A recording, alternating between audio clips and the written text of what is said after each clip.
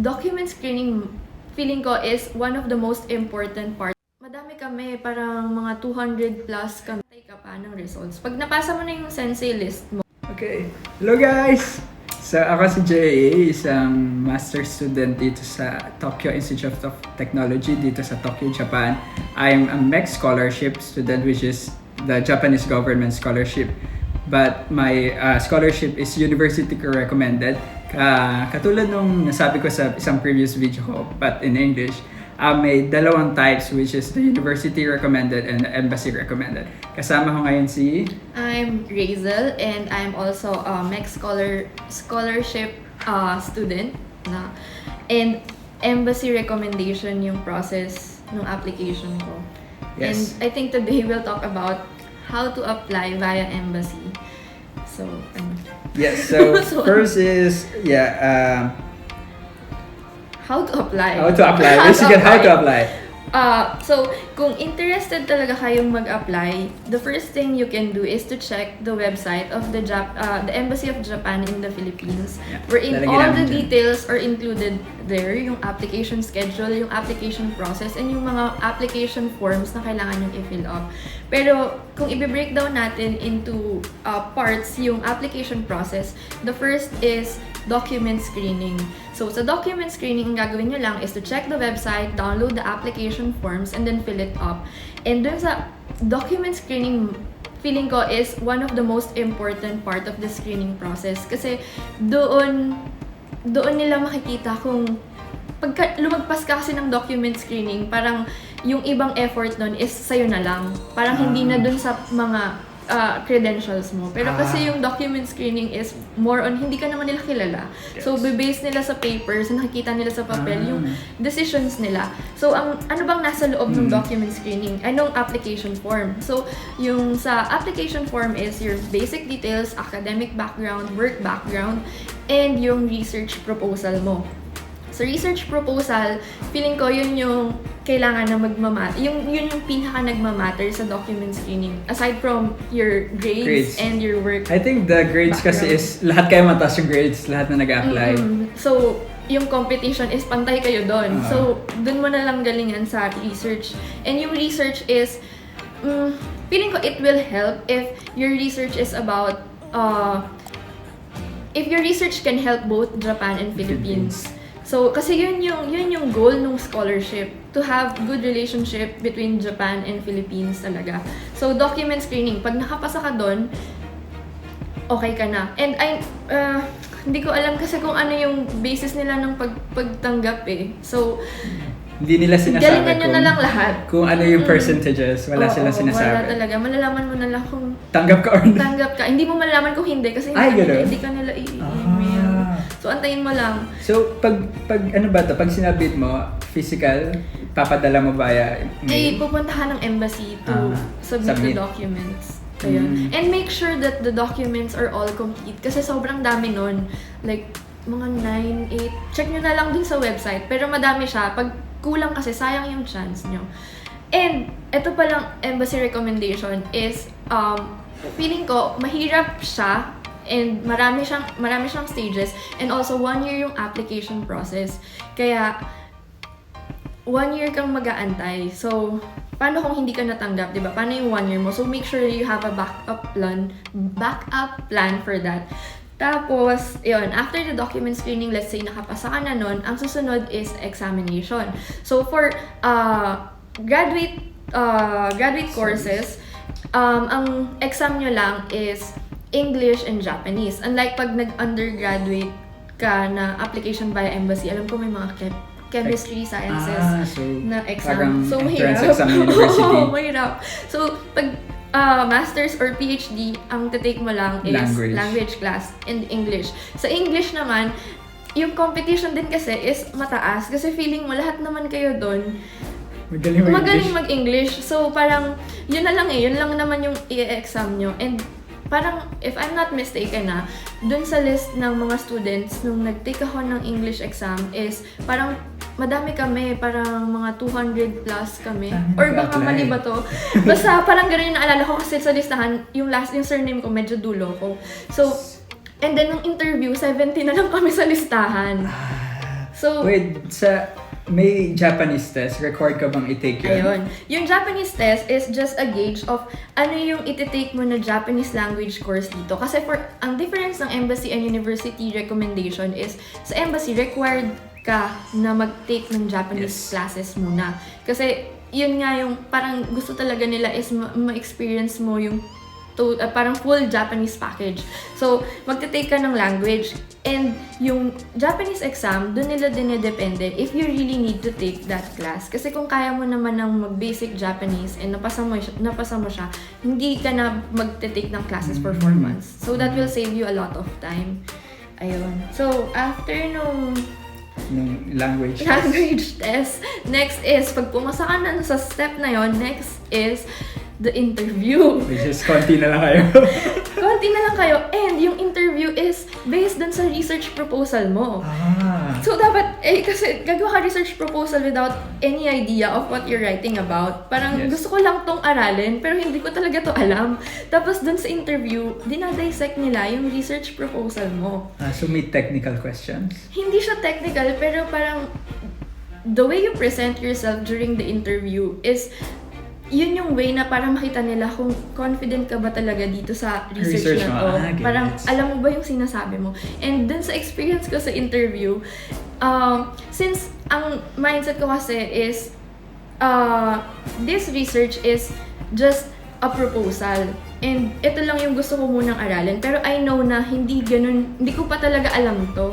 So, nung in-interview ako, parang medyo hindi, parang ang atake nila sa interview is aggressive sila magtanong.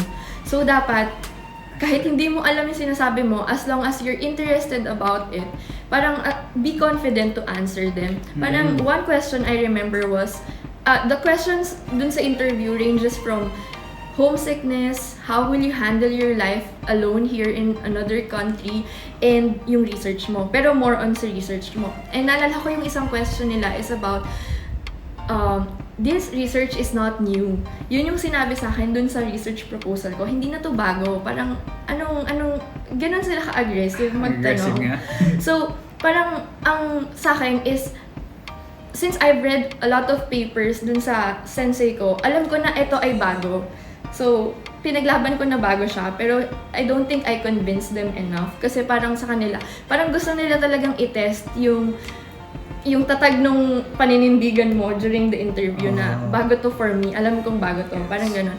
And another question was, how will you handle yung pagiging homesick dito? And parang ang answer ko that time is, you have to make parang real connections here in Japan. Na parang, kaso ang nagtanong sa akin nun is Japanese. So, dun sa interview is may Filipino and then may Japanese din. And yung Japanese yung Sino nagtanong sila? sa akin. Hindi ko sila kilala. Sorry guys. Okay. pero yung isa dun is, alam ko yung head siya ng embassy. So embassy people, most likely. Oo. Yung mga Filipino dun is mga previous scholars din. Ooh. Mga alumni. Kaya sila aggressive. Tapos yung mga Japanese is part of the embassy staff siguro. Tapos tinanong sa akin ng Japanese. So, you have to make real connections. And he told me na, here in the Philippines, if you saw someone and you smile to each other, friends na kayo. Pero sa Japan, no one looks at you in the eye. So, pag nagkatinginan kayo, hindi sila titingin sa'yo ng diretso. So, yuyuko sila. And the thing is, I understand that feeling. Kasi hindi naman ako super confident to be friendly around people. And it takes time to make friends with Japanese people. Yes. But it's worth it, I think. Yes. It's worth it. Ayun. Next is, part. after document screening, after the interview, parang, yun yung embassy. Parang, inisip ko siya as, naka-divide siya into two. Nag-apply ka sa embassy, pag natanggap ka ng embassy, university naman yung iisipin mo. So, pag na-approve ka pa lang ng embassy, saka pa lang maghanap ng school. Saka maghahanap ng school. And sinasabi ng embassy na, okay, I've accepted you to be a scholar na parang ipapasa namin sa Japan, sa Japanese government yung decision. So, yung Philippine embassy in Japan, Japanese embassy in the Philippines, yung nag-recommend sa'yo sa government ng Japan. Okay. And this time, they will ask you to pick 3 universities and 3 sensei. 3 universities with 1 sensei each. So, pipili ka doon. And yun, kailangan mo silang i-reach out. So, ang ginawa ko that time is, kasi mag-apply ka ng document, start ng application is May. And yung confirmation na natanggap ka ng embassy na pass mo na yung tatlong stages is September pa. Tapos, expect nila na meron kang professor by December, ganon. Tama ba to? Mukha, yeah. Tama. Oo, December. Tapos, so you have September until December to reach out to professors and emailing professors, which are, these people are busy, di ba? Dun Yes. sa work nila. So, hindi mo necessarily, yung iba hindi magre-reply. So, ang ginawa ko nun is May pa lang, nung nag-document screening ako, ay natanggap ko yung confirmation na okay ka sa document screening, nag-i-email na ako ng sensei para yun na siya. So, wala naman, kung hindi ako natanggap, at least, di ba? Pero kung natanggap ako or natanggap ako ng embassy, may sensei na ako na ready. So, ayun, ang mahirap doon is hindi lahat nagre-reply. Parang out of 5 senseis na i-email mo, parang ang magre-reply lang is 2 or 3. Depende kung gaano ka sila ka-inline dun sa research proposal mo. And how to look for sensei. So, yung mga universities dito sa Japan, they have website and each laboratory has their website. And dun sa website nila, nandun din yung mga research background. So, kung match yun sa research mo, then try to email the sensei. And nandun naman yung details niya. So, ayun. Pag nakakuha ka or nakakalap ka na ng sensei at tinanggap ka niya, so, feeling ko sure ka na dun. Feeling ko, na siya, good na yon. Pero ang gagawin mo is mag-aantay ka pa ng results. Pag napasa mo na yung sensei list mo, mag-aantay ka pa yun, January, January, ganun. Tapos, ayun na, wala na, alis ka na. So ibig sabihin, pag tinanggap ka na ng sensei mo, wala ka ng parang exam for the school? Wala na ka nang gagawin for the school? Wala na. So once na natanggap ka ng sensei mo, parang accepted ka na din sa school at the same time? Okay. Tapos, parang, ano pa ba? Wala na akong maisip. So yung tapos alis mo is April. Yeah. April. So 1 year, May ka nag-apply. Tapos, April ka makakarating ng Japan. Yeah, so ilalagay namin yung schedule dyan. Okay, maybe some tips sa mga gusto mag-apply via embassy. Via embassy. So, hindi ko talaga alam yung parang criteria of judging nila dun sa document screening. Pero, mahirap pumasa ng document screening. So, you need to make your paper matter. Yung application form mo, kung ano nang kaya mong ilagay doon, which is dapat totoo pa rin, lagay mo na lahat ng kaya mong gawin doon.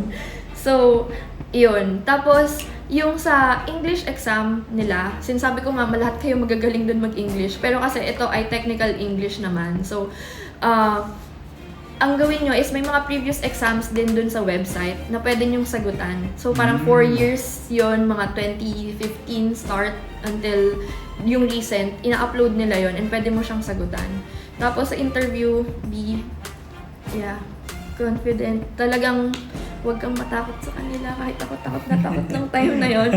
And yung sa sensei. Yung sa sensei is, kailangan yung application mo is, ang pinaka-tip ko is magbasa ka ng research ng sensei. Kasi feeling ko dun ko nakuha yung sensei ko. Kasi nakita niya na sobrang enthusiastic ako dun sa research niya. And binasa ko talaga yung mga papers niya. And sinabi niya sa akin na thank you for your interest in my research. And nakita niya yung passion ko. So feeling ko yun yung kukunin ko tong student na to. Kasi although yung mga sensei dito, sabi nila kasi most of the time, na gusto ng mga sensei na magkaroon ng international student sa lab nila, which is true. Kailangan nila ng estudyante.